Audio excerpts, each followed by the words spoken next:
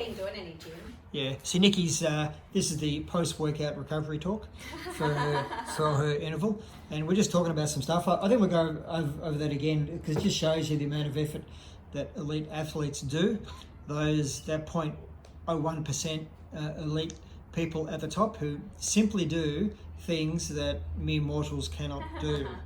Okay. Nikki, how many races would you do in a calendar year? So usually pick a couple of A races. So the first 6 months of the year, one A race. The second 6 months, another A race. So that's normally probably something overseas or an Australian championship. Okay, so an A race would be an international event. Do they run world championships every year for ultramarathon? 24 every second year, but then the alternate year to that, they do an Asian world champs. Okay. So usually one of those every year. All right, and the other A event would be the national championships? Yeah, like a 24 trying to get a qualifier so usually I do one each 6 months of those. All right, so there's 2 events, and then you'll have how many B grade events? Probably each 6 months, 3 to 4, which are B races, just trying to get into shape for the A race. All right, so that's 8 to 10. Yeah. And what do you do on your off weekends? And then a C would just be maybe run to an event, do it as hard as I can, and then jog back to the car. So often I'll do that like a half marathon. So park away from the race, run there, do it as hard as I can, as a bit of a tempo, run back to the car. All right. So almost every weekend you're doing a marathon or half marathon. Yeah. Okay. And that's not to mention training. And sometimes you go on. Look, when you're probably peaking, you go on 6 hour runs. Oh, 6 to 8, 10 hour runs. Yeah. Okay. Overnight stuff. Sometimes I've had some occasions where David's gone off to night shift, so he's dropped me in the Dandenongs at 7 at night. Come back and pick me up in the morning, and I'm still going, and then we'll run home. Yeah, okay. So that's some of the crazy stuff we do, but that's fun.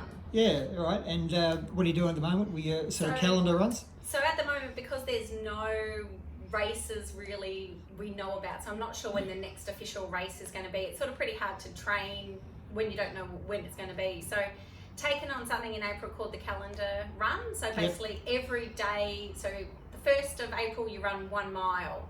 2nd, 2 miles, 3 miles, and so on. So I think we're up to day 22.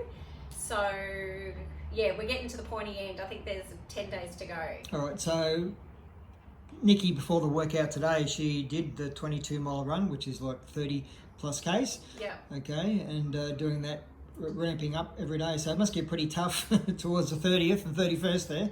Yeah, so I try, like tomorrow, I'll probably just go out. Often I'll do double runs, so I'll try and do the big chunk of the run in the morning. So tomorrow I'll probably go up to the Warby Trail flat, pretty easy underfoot. Yep. Do probably at least 30 Ks, and then I think it's about 8 Ks, which I'll come back and do in the evening. So I try to split it up. Sometimes that's 2 or 3 runs a day, just trying to get it in. Yep, because running that many Ks every day is pretty crazy. So that's what you said, about 750 Ks in a month, and that'd be a very big month for you. That's pretty massive, because normally I do probably 750 to 800, but obviously spread over, and usually, and the hardest thing, like I said to you, is not having a rest day. Yeah, that's what makes it tough. It's like you've got to go out and go, I've got to go and do this again tomorrow. What sort of runs would you do during the week, as in pacing, distance, etc.? I try to do Tuesday, Thursday still some speed work.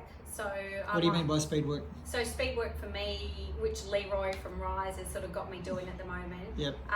Like I might go out and he's trying to make it a bit of fun instead of structured. So go out and run 4:15K pace for as long as I can. Yeah. Which I do probably for about 20 minutes. Yeah. And then have a 5-minute jog, and then I'll do it 2 or 3 more times and see how long I can go for again. Yep. And then that's on a Tuesday, then on a Thursday I might do more shorter stuff, like run 5 or 6 Ks as hard as I can. So I'm trying to go maybe 4-minute K pace. How important is gear, having the right shoes and socks and stuff? Definitely shoes. So obviously the shoes I wear are Hoka's, a bit chunky and thick, but they've good support, and I think if you haven't got the right shoes, you're just going to end up breaking down. Do you wear special socks? Not really. These are just Tico socks, but not really. What about when you do running in major competitions? Same sort of gear? Yeah. I find just my socks. You tend to wear longer socks though, don't you, in competition? Sometimes I'll wear compression socks in races. Yeah. sometimes it depends on the weather. If it's going to be cold, I'll find I'd rather wear compression socks instead of full length tights and stuff. So it just depends. Often I have a bit of trouble with my shins. I sometimes have a bit of shin soreness when I pick up the K's. So often I find just the shin, they help, the socks on the shins and stuff. Because normally you're wearing like sort of knickerbocker type you should just wear compression shorts, and wearing that black jacket you wear quite a lot too. Okay, got obviously a peak cap.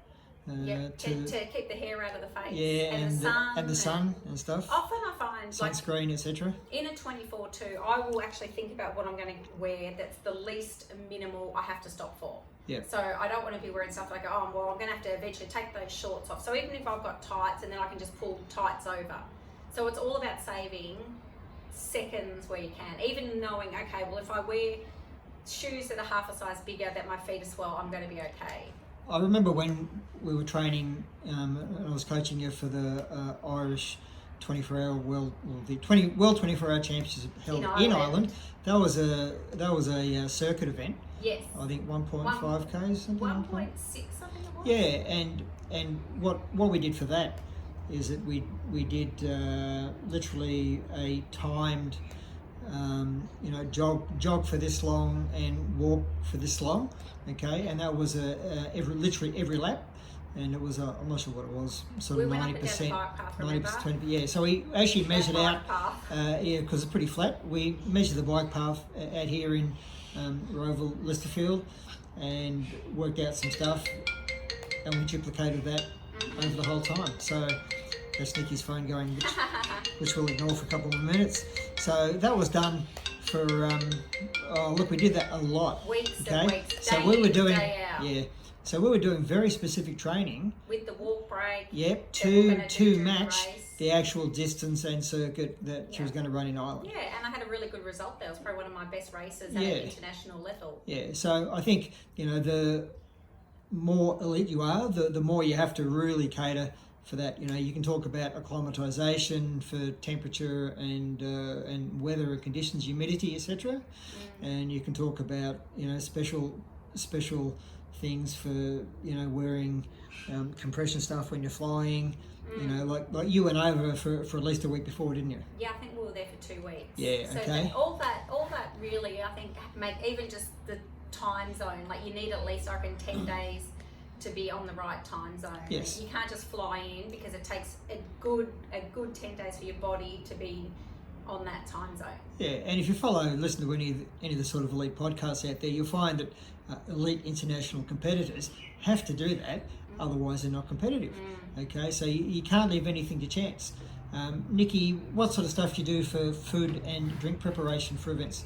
Even travelling overseas, I've been caught out where I've gone to races in China, in Taipei, where I go, I'll just grab something there, because you think they're going to have everything we have, and then I've got there and not been able to get what I actually like in a race. And sometimes it's little things, like I like the green cordial.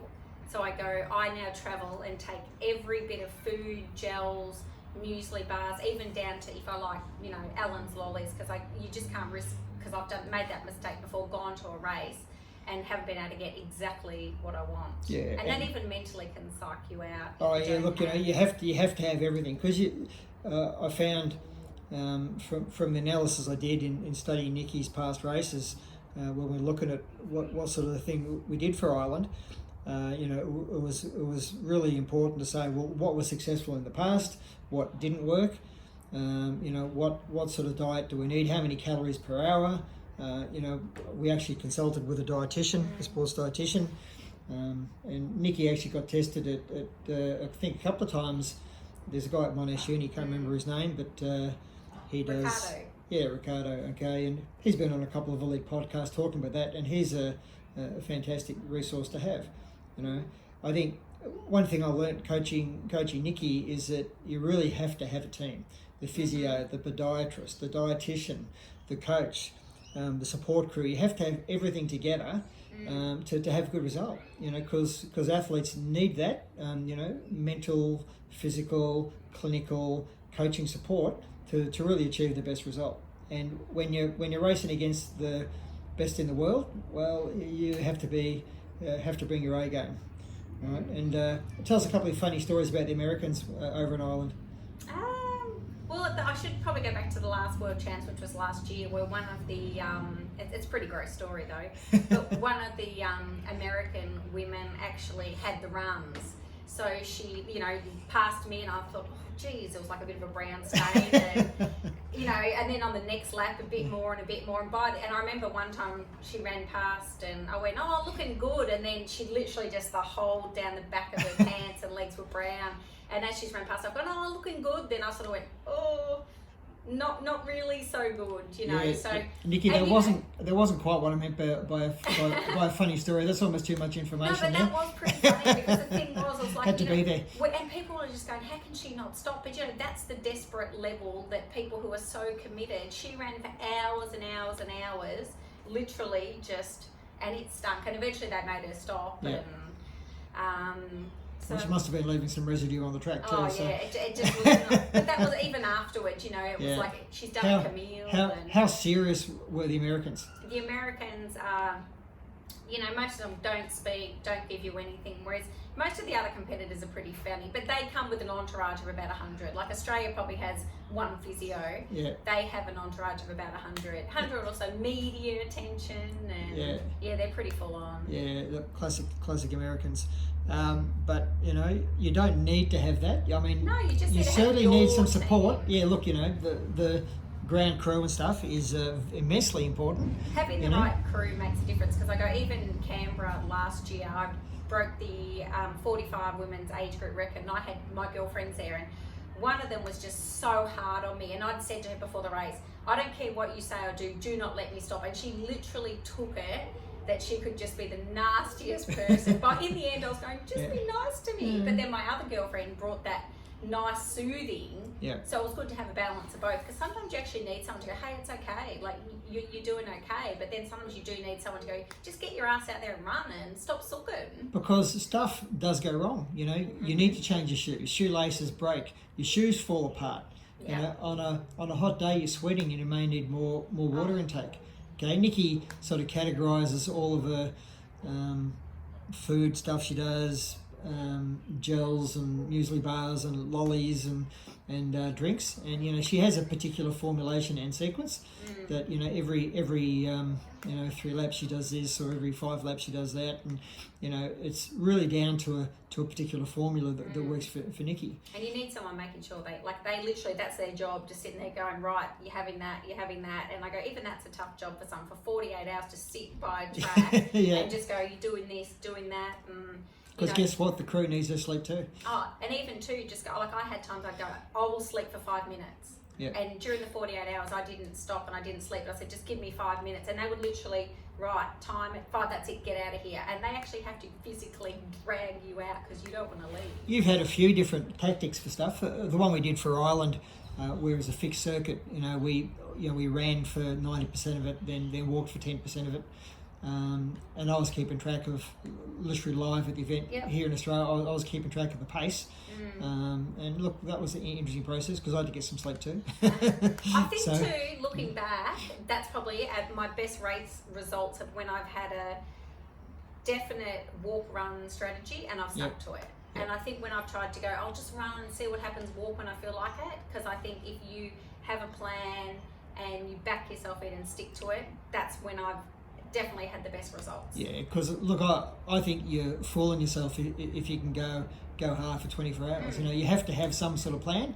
Whether it's per lap or per 2 laps or every 5 minutes. I think when you're running around a 400 metre track, I think it's relatively easy. You can do a sort of walk-run thing quite easily on a fixed circuit again.